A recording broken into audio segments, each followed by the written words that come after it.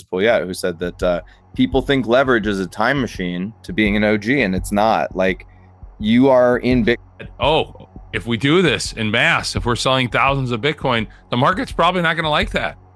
Go ahead, Al. Since October, actually, let's go from November. From November of 2024, okay, when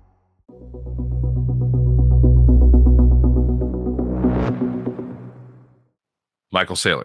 I go onto spaces occasionally because I enjoy pain and I enjoy absurdist arguments. And the most recent one of the day is that Saylor is responsible for Bitcoin's price action, that Bitcoin is depressed because of Saylor's decision to acquire a ton of Bitcoin, to tap the ATM, to engage in financial engineering, that he's destroyed. I'm just repeating these things.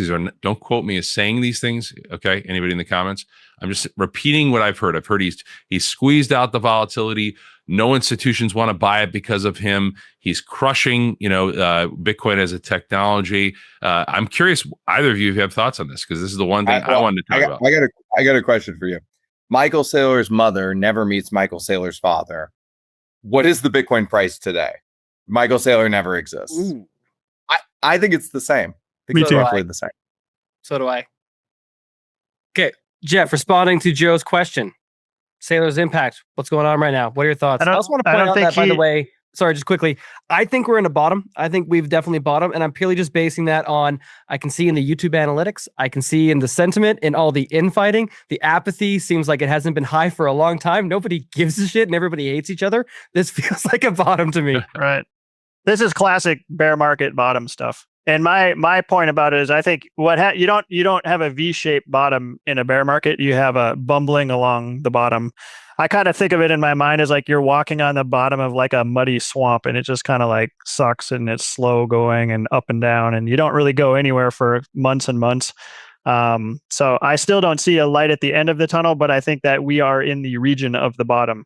And I'm a momentum guy. One thing, and I put this out on a report lately, anytime in the past since I've been involved with Bitcoin and been watching it since about 2015, if you can buy it at or near or below the 200-week moving average, you do not regret it in general. Historically speaking, you have not regretted that decision. And I think there's no reason to think that this time is going to be different personally. So again, not individual investment advice. Saylor. Well, first of all, going back to what Hodl said earlier too, I just save in Bitcoin. I think it's a superior form of money. I think it's the way to separate money from government.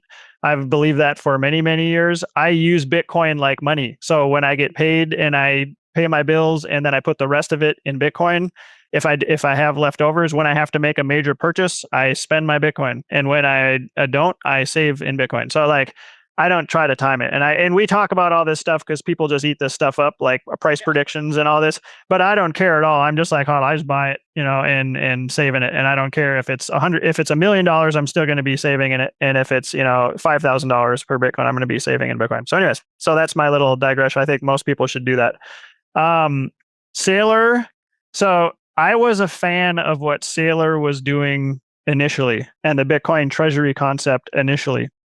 I liked it. I liked the thought of sort of milking Wall Street for their dollars to get that capital to flow into Bitcoin. I think like lots of people, they get enticed by if something is good, isn't doing a lot more of it even better. And I think that they went too far. And I think they encouraged other people and other companies to go too far and to basically be irresponsible and kind of stupid. And so I went from being a big fan of what they're doing to actually like, I don't like this behavior. And then seeing the response, and again, I'm not pro or against Saylor, watching the response has been very disappointing to me. The sort of denying, that I said something or didn't say something, the denying that maybe we made a mistake. I just like humble people who admit they were wrong, right? Like if you do something stupid and you make mistakes, just admit it. Say, I shouldn't, we went too far. Sorry, we're going to sell some of this Bitcoin back and we're going to stabilize our balance sheet and we're going to slow down a little bit. I think that would go just really far in the community, but they're kind of just taking the denial aspect. So why did they sell 32 Bitcoin? Why? Well, they said they were going to on their last earnings. I know they said they were going to, but why? They said they were going to because it's tax benefits sitting like just laying there that they can just walk over and pick it up. So they were selling it. Sold 3,200 Bitcoin. Yeah, Tax benefit. It's not the. I'll give you a reason. Is like that's not, I just Hada, before you go, that doesn't make sense. But if you're gonna capture taxes, you don't sell 32. You could that sell. Was just real quick. They did it just as a little trial to say like just so you know.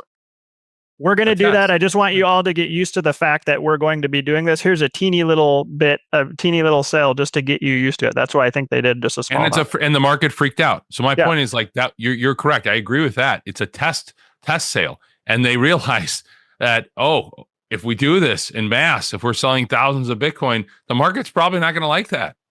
Go ahead, Al. I mean, you guys are right. It's definitely, it's a more than it being a test sale. What it is, it's a purposeful narrative violation. They wanted to break the narrative that Michael has been trotting out for 4 or 5 years at this point, that they will never sell Bitcoin. They wanted to break that narrative.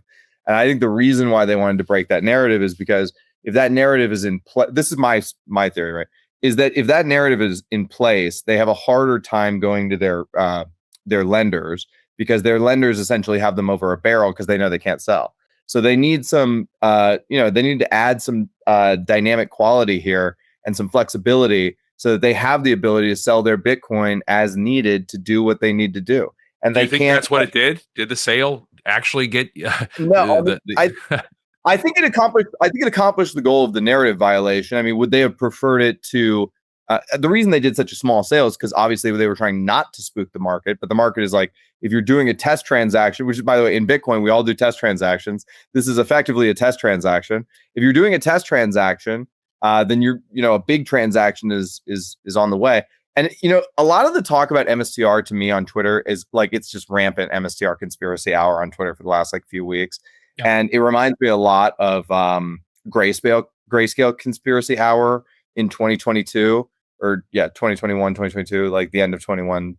No, that would have been like the end of 22. We were having Grayscale conspiracy hour. And the reason why it reminds me of that is because effectively anytime there's like a large pool of coins sitting in one spot, especially when the Bitcoin price starts to go down, Bitcoiners get really nervous that entity is going to puke those coins. And then they go into overdrive thinking about all the possible scenarios in which that entity will puke those coins. And like with Grayscale, people were saying things like, they don't even have the coins. They don't even exist. They sold. They were hacked. The coins have been gone forever, right? And with MSTR, now they're saying things like MSTR is going to do this huge sale and whatever. And unfortunately, MSTR, when they did their narrative violation on purpose, it added fuel to the fire of these speculations. And I don't think that was their intention, but that's what happened because the market was in a temperamental place. But that seems to have backfired because, let's just go back. They sold on or about the June 1st, right? Bitcoin went down 20% for a sale of $2.5 million worth of Bitcoin. Went down 20%. So the idea that this was somehow going to increase their leverage with lenders. If I'm a lender and I say you sold $2 million and you collapsed the price by 20%, that doesn't seem compelling. Didn't work well. I'd be curious you guys' thoughts on this, because I'll just, for anyone in the comments right now, I'm an idiot, I know nothing, so this is just me kind of going outside my wheelhouse a little bit. But I feel like almost the Saylor, the strategy story is somewhat coming to an end, and I even feel with this recent sale that there's a need for that company to leave the Bitcoin space. Like any Bitcoiner adoption that MSTR is going to get, you've already completely saturated that market. You need to go beyond it. And to Hodl's point of having the narrative violation, it feels like they at some point had to kind of leave us behind and try and go for larger pools, larger capitals, new markets, new friends. And this is kind of part of that transition. And because I'm looking at it, I think last time I checked, the operating business is bringing in something like 40 to 42 million per month, and their dividend obligations, I think, are over 100 million. So the operating business isn't sufficient to supply the dividends that they have to pay out now. So it's either like you got to find other ways of getting more capital coming in, or you're gonna have to somehow grow the operating business. But I feel like this may be like early signs of they've done all in Bitcoin with Bitcoiners that they can, and they look to something else. And I'll even say, like, it's not a shot at all. I've been bringing it up on the live streams kind of for fun, but like Brunel just had a wonderful in-person interview with Saylor, and the comparative views on that to a year ago tells me that the audience isn't necessarily interested, and he's got to find somewhere else to hang out. Anybody jump in? I'll go for it. Listen, man, I've done this myself. I've been like fucking on Twitter, like #1 hodl guy. I'm fucking American hodl. I'll never sell. If you sell, you're a bitch. Fuck yourself. And then, I decided I like not working more than I like working. And I was like, I'm going to take a few years off and I got to sell a little Bitcoin to do that. So like I violated my own narrative, but am I any less committed to Bitcoin? The answer is no, but it is a narrative violation, Well, look, we constantly learn this lesson. I don't care if it is altcoins, shitcoins. I don't care if it's NFTs. I don't care if it's call options or MSTR or other Bitcoin treasuries. Bitcoin is going to outperform over the long run. You have these little runs, and this is partly part of the explanation for the muted returns in 2025. Last time it was all about altcoins, right, and NFTs and all that crap. Then people were piling into treasury companies and levered plays on Bitcoin, and that capital went into MSTR. Well, okay, just on a relative basis, I'll give you the math, since October, actually, let's go from November. From November of 2024, okay, when Trump was elected, MSTR has underperformed Bitcoin by 60%. We've been better off holding Bitcoin. Easily. It's not even close. 60%. And people were making this argument. It's a leverage play on Bitcoin. We're going into a bull market, supercycle, man. Like all you have to do is hold levered plays like MSTR. And that again is disproven. But rest in peace, Gladiator. Rest in peace, 410. Completely agree. It's almost like the human bias to do something. We always get so bored, but the simple answer is like, you don't necessarily need the GLP-1s. You probably just need to eat less sugar and go to exercise. You probably don't need to lever up MSTR or get into stretch or any of these other things. You probably need to buy Bitcoin and sit on your ass and do nothing. Well, you had, Nathan. I mean, Huddle just brought it up. Our good friend Gladiator. I mean, I remember talking to him I remember our good friend. We were talking to him at the point, and he owned like 0 Bitcoin. He didn't even understand Bitcoin, but he was fully ported into MSTR. And not just MSTR, leveraged MSTR, like the triple X leverage. There was like an article, I put my whole parents' retirement into the triple X leveraged MSTR ETF. Is that for real? Yeah. Yes. Yeah. That's awesome. I think it was in the Wall Street Journal. It was a crazy I ran into him at Saylor's party, by the way. I hope he's doing well. I like the kid, but yeah. It was, I've said this many times on pods, but I stole it from Francis Pouliot, who said that people think leverage is a time machine to being an OG, and it's not. Like, you are in Bitcoin now at 60K today, and that's a good opportunity. If Bitcoin is going to fucking millions of dollars a coin, 60K is an amazing opportunity. So you can't say, I wish this amazing opportunity was even better. You know what I mean? You basically have Sydney Sweeney wants to sleep with you, and you're like, can I sleep with you and your friend? No, dude, she's not gonna want to do that, man. This is the article. Go for it, Joe. No, I'm just saying, he moved all of his investments worth about 120 to 112,000. The Defiance ETF. That Defiance ETF is the levered MSTR. Do you know the date of that? I can tell you in a second. Let me be curious. While you're pulling that up, I just want to highlight too, like right now, we're looking at 59,682 per Bitcoin, and that's about 2K, actually no, closer to 3K under the 200-week moving average. Going to that idea of having leverage as a way to teleport to. I see 60. Okay, mine's outdated. Thank you, sir. Either way, I think we're still under the 200-week moving average.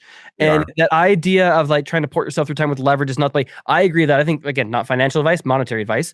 I think now is a phenomenal time, if you haven't already, to continue buying, to continue stacking more Bitcoin. I remember during the last halving, I rarely get like an emotional response to anything going on in Bitcoin these days, particularly like price related. But I remember when at the last halving, having a bit of a panic, thinking, oh, fuck, I've run out of time. My ability to accumulate, this is going to run away from me so fast. I'm never going to be able to hit those accumulation goals. I'm screwed. I'm kind of stuck here. I'll just have to live with that. That hasn't been the case. And that's absolutely been a blessing, not a curse. Jeff, any thoughts? Joe, did you find the dates? Yeah. I did find the date. The date of the article here apparently is December of 2024. December